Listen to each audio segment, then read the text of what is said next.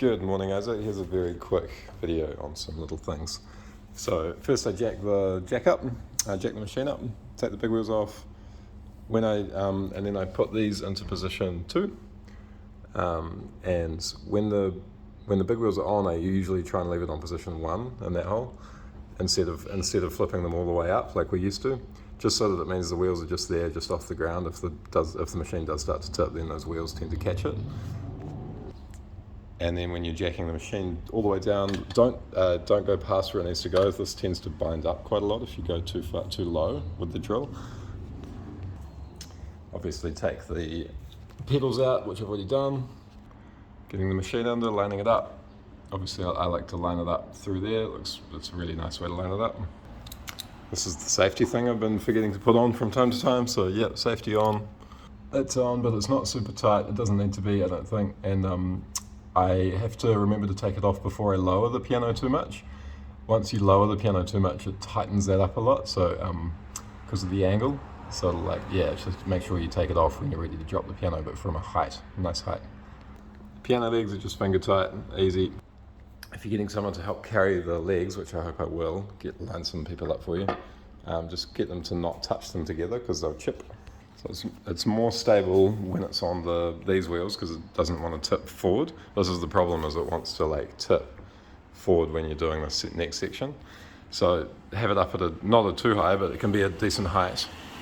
It's probably a bit low at the moment. But if you do the heavier side first when it's at its most stable, so the bass keys side, while it's on these little guys.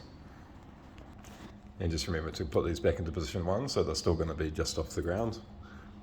That's all done, so wind it down. Like I say, just wind down until it's free. A little bit further seems to bind it up.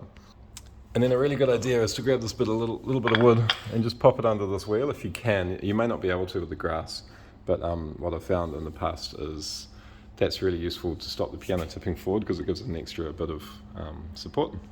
So I just put a bigger piece of wood under there. Even with the piano up nice and high, when I'm lifting it, you can see this wheel's on the ground, that wheel's coming off, it still wants to tip forward, so with that block under that wheel, it works. So then now we've got this wheel off the ground now. Otherwise the piano just tends to want to tip. This is probably its most dangerous position because it just wants to tip. The keys want to hit the ground. And when you put these little guys on, you can just check. Sometimes these want to come loose, so I always just tighten them up with my fingers just to double check. I've got around to, I think, Loctiting one of them, but I still haven't got around to doing the other one. Cool, we're on the big wheels now. Let me pull back a bit. There we go, on the big wheels. This is just going to roll off when I come forward. And it'll just roll off like that. There we go. So yeah, now you just have to be really careful. Don't lower it down too much. Obviously you don't want to be too high for walking it around either. And I always just have a hand under here if I'm pulling it on a slight downhill, if I need to go on a slight downhill this way, but normally I try and keep the keys on the high end and go backwards down any hills. And then just same in reverse. So lift the lighter end, the treble keys, the high keys end side first when you do the first jacking.